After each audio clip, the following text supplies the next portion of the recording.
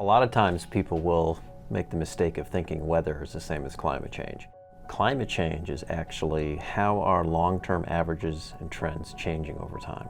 So for example, winters are absolutely warmer in the Northeast than they were 30, 40 years ago. We know that they're getting heavier precipitation events. We know we're getting higher high temperatures, fewer low temperatures. There's more fires, more drought.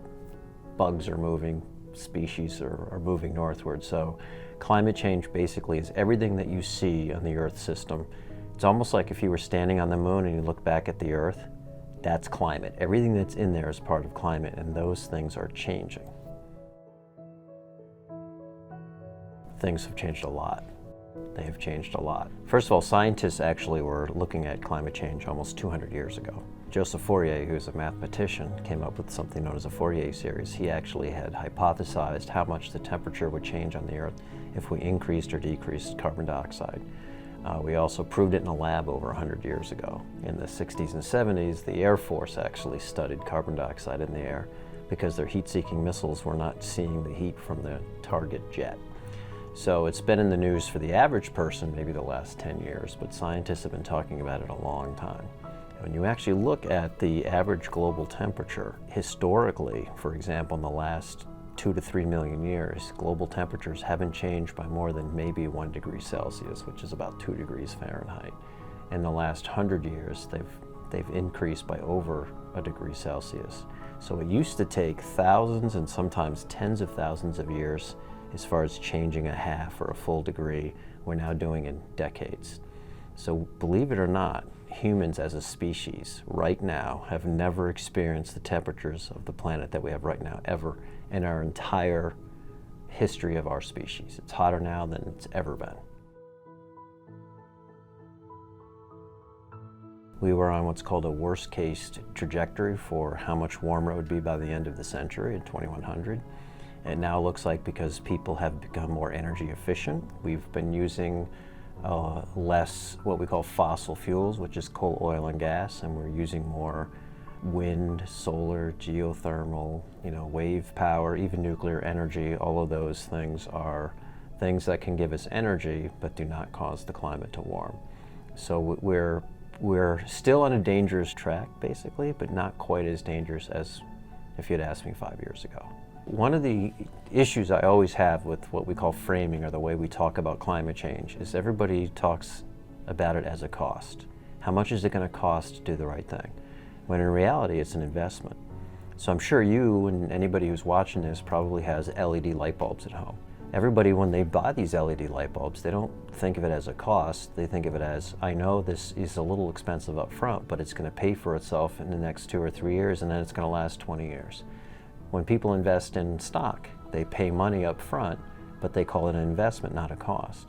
People say, how did you invest in the stock market, not what did you pay? Because they think in the long run they're going to make more money.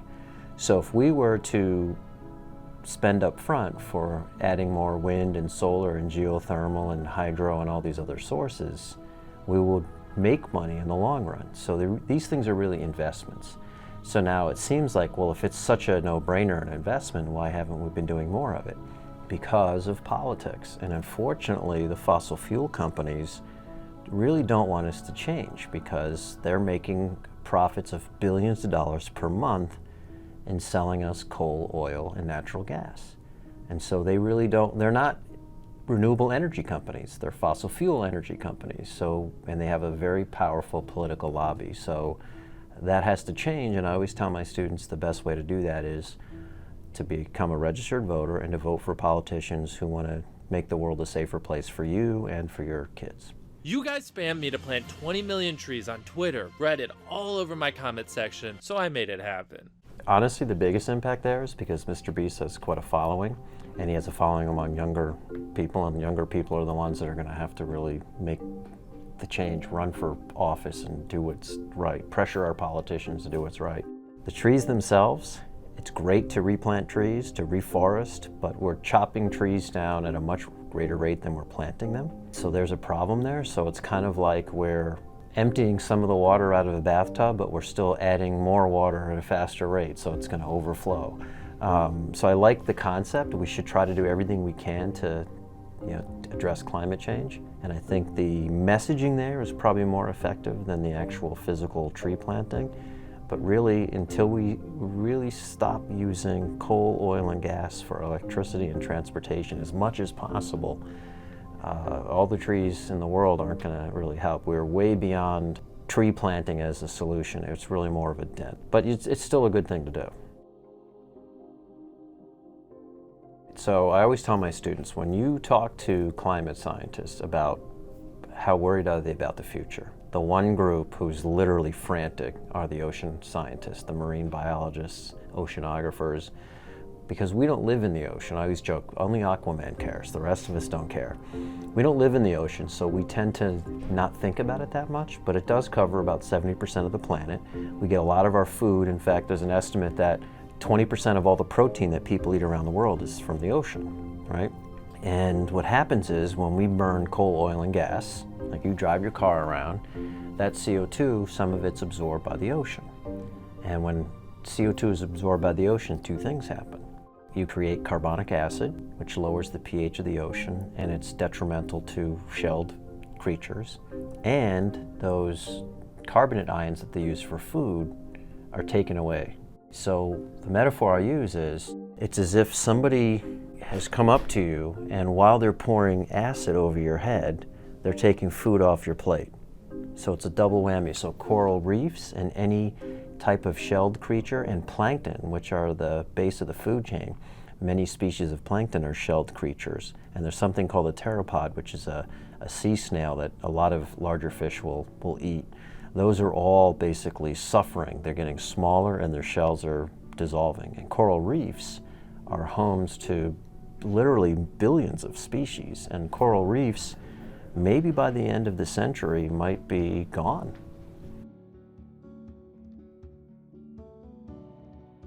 There is hope. Again, when I started talking to my students about climate change, I don't know, maybe 10, 15 years ago, I was definitely much more pessimistic.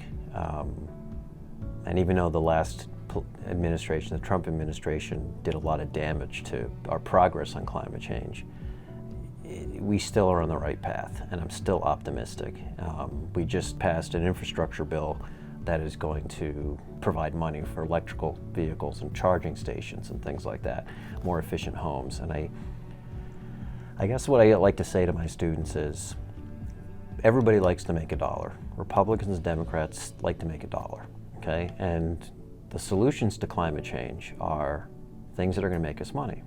Solar is far cheaper than it was 10 years ago. I have 17 solar panels on my house. It's a lease. I get 25% off my energy bill, and it costs me nothing. I pay an energy company in Chicago less per kilowatt hour than I pay PSE&G because it's coming from my panels. So it's one of these things where people are, they're using hybrid cars, gas prices were going up, that kind of thing. So as people become more energy efficient, and as we start ramping up wind and solar, there's a lot of money to be made. And as long as there's money to be made, then businesses will do what needs to be done. Having said that, we're still moving far too slowly. So it's kind of like this giant barge or cruise ship is coming in. It's coming in too fast, and hey, we're finally hitting the brakes, but not hitting the brakes hard enough. So we're still gonna do some damage. So really what it comes down to is, it's maybe another metaphor would be like someone who's been smoking all their life. The sooner they quit, the better off they're going to be. The longer they take, the more damage there is. So we've already built in some damage. So we've already sort of hurt the lung tissue in a sense, but we start reducing our smoking and stop it altogether, meaning if we start reducing our burning of coal, oil, and gas and eventually get to zero, then we can start to sort of heal the planet. So the question really becomes, we know the planet is already warmer. We know it's going to get warmer. We have control over just how much warmer. And the smaller that number is, the safer we all are.